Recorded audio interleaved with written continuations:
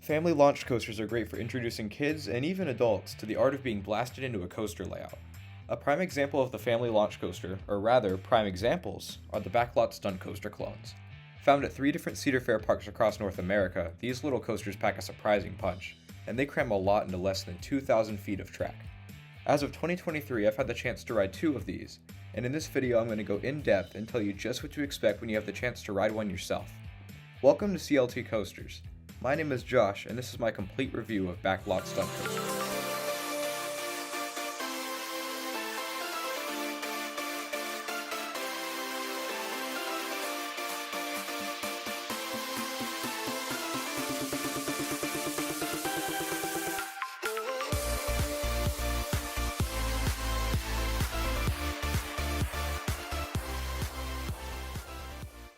As I mentioned, there are 3 Backlot Stunt Coasters in the Cedar Fair chain.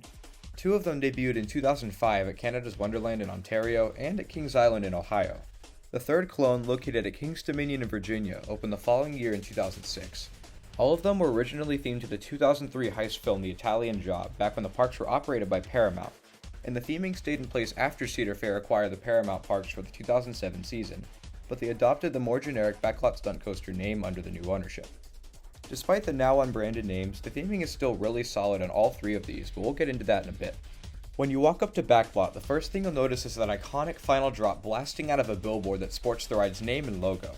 This drop, as well as the final turn into the brakes, are really the only parts of the layout that you can see from off-ride. Everything else is shrouded amongst on-ride theming elements, or is located indoors. Unfortunately, this theming doesn't carry over into the queue, which is nothing more than some metal fencing. But odds are you probably won't be waiting in this queue for more than a few minutes. Once you reach the station, there are 6 different rows to choose from on the train. I'd recommend sitting in the front row for the visuals plus some surprise pops of airtime during the ride. It won't be long before your sports car themed train rolls into the station once you pick your row, and these trains are a little strange. Backlot Stunt Coaster was manufactured by Premier Rides, who isn't exactly known for making comfortable trains, and these certainly fit the Premier bill. The seats are very low and cramped, and climbing in and out of them can be a pain, so keep that in mind. Riders are secured with a bulky lap bar and what I affectionately refer to as the foot smushers. These act like shin guards, but all they really do is sit on top of your shoes. I honestly have no idea why they're even in place, but hey, I'm not the manufacturer, so what do I know? The last thing I'll say about these trains is that unlike nearly every other coaster in the Cedar Fair chain, they don't have seatbelts. That kinda caught me by surprise, but it's honestly a blessing because dispatch times are faster as a result, and when each train only seats 12 riders, it's important to keep the line moving. The ride experience kicks off with the first of 2 LIM launches, and you'll accelerate from 0 to 40 miles per hour in 3 seconds. This launch is just okay. You feel a little bit of a kick toward the end of the launch track, but don't expect too much out of it. This is followed by a super tight triple helix that spirals up a parking garage. This helix is easily the most intense moment on the ride, and you'll probably gray out from the positive G's as you twist your way to the top.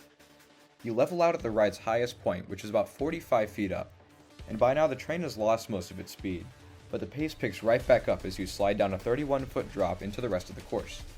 Up next are a couple of S-bends that sway left and right, and you'll pass by some theming elements including road signs, streetlights, and police cars. This is followed by a compact bank turn to the left, which is pretty steep at 88 degrees, and it has some mild force to it. Then the train takes a little step up, and those in the front will get a nice little pop of floater airtime. There's a couple more bank turns and even a little dip through a tunnel before the train pops up into the mid-course brakes, giving front row riders another tiny burst of floater. Now, depending on which version of the coaster you're riding, this next portion is either a total bore or a really cool touch. The mid-course is surrounded with theming, including a helicopter and even some flamethrowers, but all 3 clones take this section differently. The Kings Dominion version stops riders on this mid-course and nothing happens, and on the Canada's Wonderland version the train doesn't even stop. But at Kings Island, the train slows to a stop and a special effects show begins. Ride of the Valkyries begins to play, the helicopter's propeller begins to rotate, and flame effects go off. These effects add a lot to the ride's story, and it makes Kings Island's version of Backlot the best of the 3. The final act of Backlot Stunt Coaster begins with a second LIM launch, which is honestly more of a push than an actual launch. This is followed by some quick transitions within a dark tunnel. The train then leaps out of the ride's iconic billboard, dropping into an aqueduct and giving back row riders a quick pop of floater airtime before turning left and into the final brakes. With only about 60 seconds of ride time from the first launch to the brakes and just 1,960 feet of track, it's an extremely short ride, but I feel like Paramount maximized what they had to work with. and the theming keeps the ride from feeling too dull, especially if you're riding the one at Kings Island. Like most of Premier's early coasters, all of the backlots have a bit of a shuffle, but I doubt anyone will find it too bothersome even if you're sensitive to roughness. The last thing I'll bring up here is that even though Backlot is more of a family coaster than a thrill coaster, it still has a height requirement of 48 inches, so most kids under the age of 6 or 7 won't be able to ride. Nevertheless, it's still a ride that the whole family can enjoy, and it's a great stepping stone for those who are experiencing their first launch coaster.